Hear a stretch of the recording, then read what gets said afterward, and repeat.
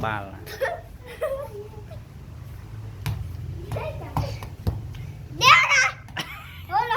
mới mùi sơn ta trồ lê tận nó vinh nô tiết trồ lê mùi sơn đại mùi hả? Bồi mùi Hả? Ok, mùi smile Bơi ơi, bơi ơi, bơi ơi. Ok, pi ha tiết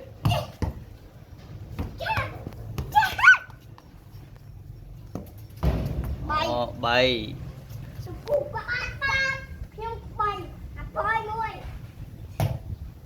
bầy mùi châu lớn sao Chơi đâu thằng phở. Đây chùa. Anh mà con. Con đó.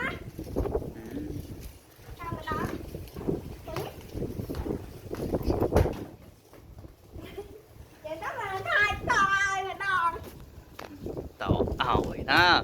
châu lớn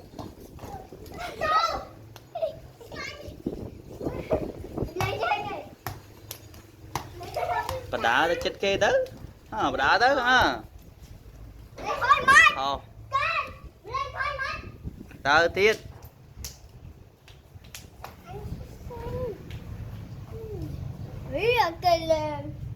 nè tụi lên nụ ba trắng ấy ta tót bà đá tót buồn bà đá bên năng vinh mau tót tịch tịch vinh mau châu tì tụi pe smart này tì nè pram mùi tót mau bà đá tịch tịch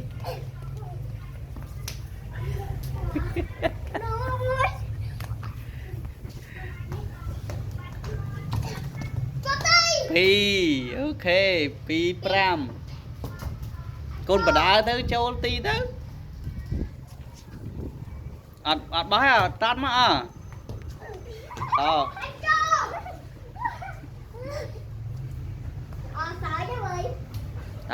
tiết nó bao nó cả đá con tát châu mình chết hơi bay pram Pemulai pada 4 mata hai. 4 mata hai. Châu tao đá không đấy châu này tiết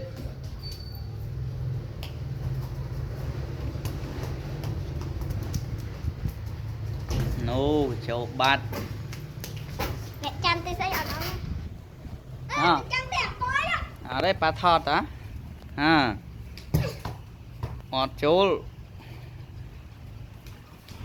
dạ một mũi ba ôm bảy cái đào bánh ha chú lấy đó ọt chú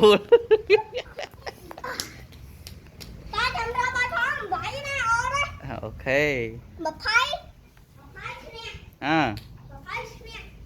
sốt đó ọt chú lên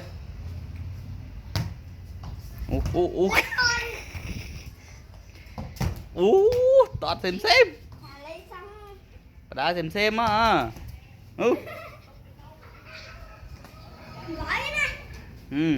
sốt ra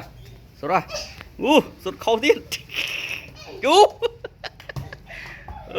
chú là mà nấy buồn sốt cùng chép này chép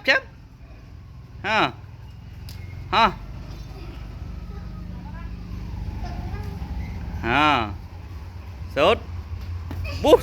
chú chô lỡ chồng gỗ nữa cồn Vinh cồn Vinh trôi dạ chô trên mình chồng gồn đây à à đó chính tao hỏi búp ôi dô chỗ lấy hát đạo binh chỗ ba của nè à tao tí đây chỗ chỗ thế ha tiết chỗ thế chào bà ơi à số tiết đây số ra bút trôi gôn nu hơi sốt nè con sốt binh chốc sốt binh ta trời dạ bà thuê trời chắp ba là chút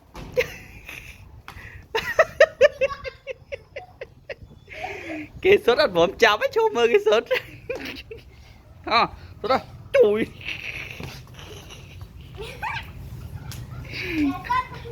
nè sốt đi sốt chó sốt mới tiết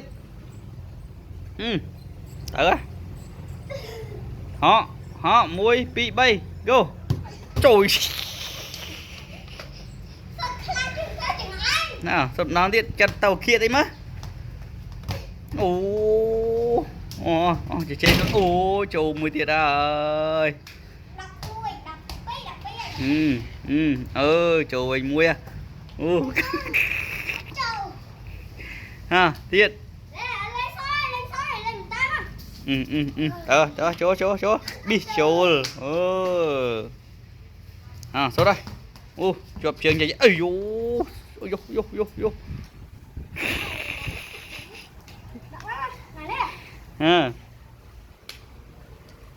nè sốt đây thằng nu với nhá trời dạ tiết chỗ lên nè sốt chỗ trời không gôn tiết công chắp lên công chắp tốt là hốt nào mà tự đào cái má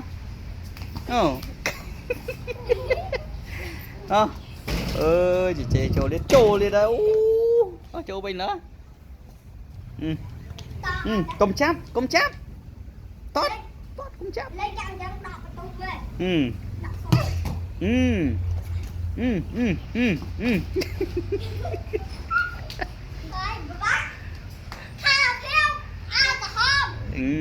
kêu alcohol khó hơn là ná đây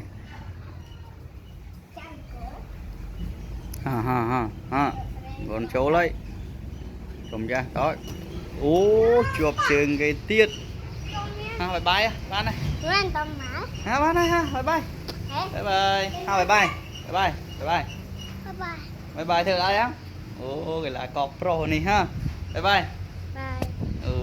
muối tiết bye bye